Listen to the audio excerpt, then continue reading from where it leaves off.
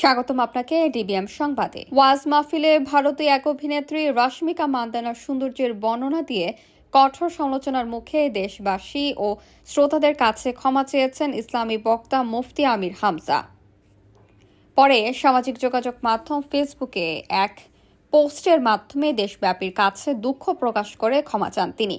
সম্প্রতি এক ওয়াজ মাহফিলে ভারতের দক্ষিণ অভিনেত্রীর সৌন্দর্যের উদাহরণ দিতে গিয়ে আমির হামজা রশ্মিকাকে বিশ্বের অন্যতম সুন্দর হিসেবে আখ্যা দেন, যদিও তিনি রেফারেন্স দিয়েছেন বিভিন্ন গণমাধ্যমের।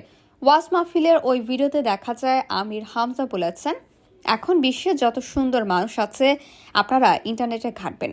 157টি রাষ্ট্রের মধ্যে চেহারার কাটিংয়ে এক নম্বরে রয়েছেন রশ্মিকা মান্দানা। নাম শুনেছেন, চেহারার কাটিংয়ে এখনো এক নম্বরে আছেন। এই মহিলার দিকে একটু আল্লাহর নাম দিয়ে তাকাবেন, দেখেন তো কি সুন্দর করে আল্লাহ তাকে বানিয়েছে। এর চেয়ে শত গুণে সুন্দর ছিলেন আমাদের আদিমাতা হাওয়া আলাইহিস সালাম।